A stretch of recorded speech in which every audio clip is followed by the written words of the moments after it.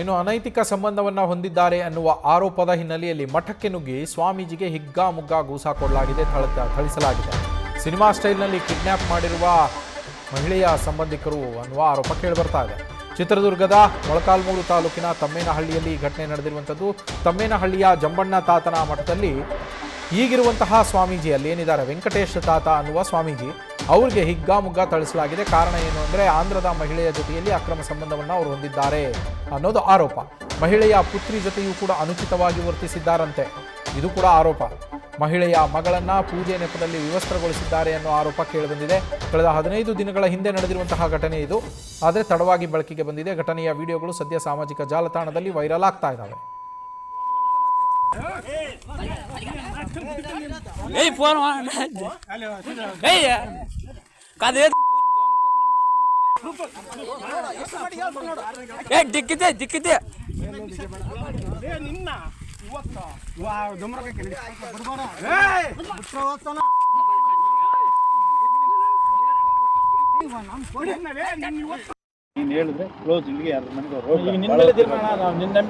ಬೇಡ ಸಮಯ ನಾನು ನಿಮ್ಮನ್ನ ಕೇಳೋದು ಏನನ್ನ ಅನ್ಕಳ್ರಿ ಈ ವಿಚಾರದಾಗ ಆತಂದು ನಿಮ್ದು ಒಂದೇ ರಕ್ತ ಹೆಂಗಕ್ಕ ಆತ ಅಷ್ಟು ದೊಡ್ಡ ಮನಸ್ಸು ಮಾಡಿ ತಿಳ್ಕೊಂಡಂದಾಗ ನೀನ್ ಮರಕಳಿಸ್ಬಾರ್ದು ಸಮಯದು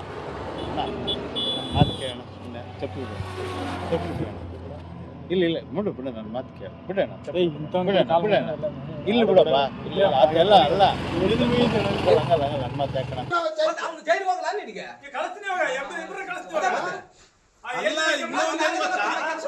ಆ ಹುಡುಗನ ನಂಬರ್ ಈ ಹುಡುಗ ಹೆಂಗ್ ಗೊತ್ತಿರ್ತದ ನಂಬರ್ ಅಲ್ಲಡ ನೀವ್ ಯಾರಂತ ಕೂಡ ಗೊತ್ತಿಲ್ಲ ಏನು ಸುಮ್ನೆ ಕೇಳಕ್ ಬಂದ್ಬಿಟ್ಟು ಹಿಂಗ್ ಮಾಡಿದ್ರೆ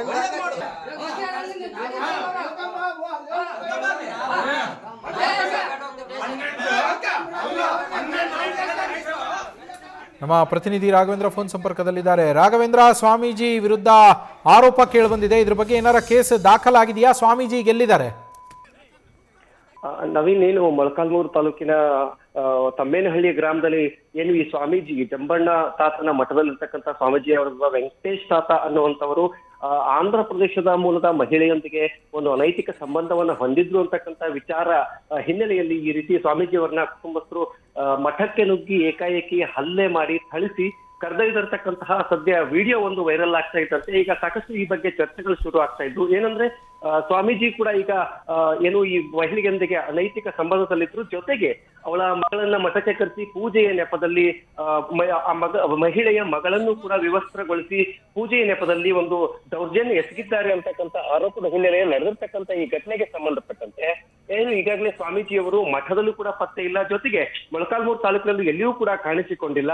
ಅದರ ಜೊತೆಗೆ ಈಗಾಗಲೇ ಕುಟುಂಬಸ್ಥರು ಹಲ್ಲೆ ಮಾಡಿ ಆ ಸ್ವಾಮೀಜಿಯವರನ್ನ ಕರೆದಿರ್ತಕ್ಕಂಥ ಘಟನೆ ನಡೆದ ನಂತರ ಸ್ವಾಮೀಜಿಯವರು ಪತ್ತೆಯಾಗದ ಹಿನ್ನೆಲೆಯಲ್ಲಿ ಇಂತಹ ಒಂದು ಸಾಕಷ್ಟು ಪ್ರಶ್ನೆಗಳು ಕೂಡ ಎದ್ದಿರ್ತಕ್ಕಂಥದ್ದು. ಸದ್ಯ ಸ್ವಾಮೀಜಿಯವರು ಎಲ್ಲಿದ್ದಾರೆ ಅಂತ, ಜೊತೆಗೆ ಘಟನೆಯ ಸಂಬಂಧ ಯಾವುದೇ ರೀತಿಯ FIR ಕೂಡ ದಾಖಲಾಗಿಲ್ಲ.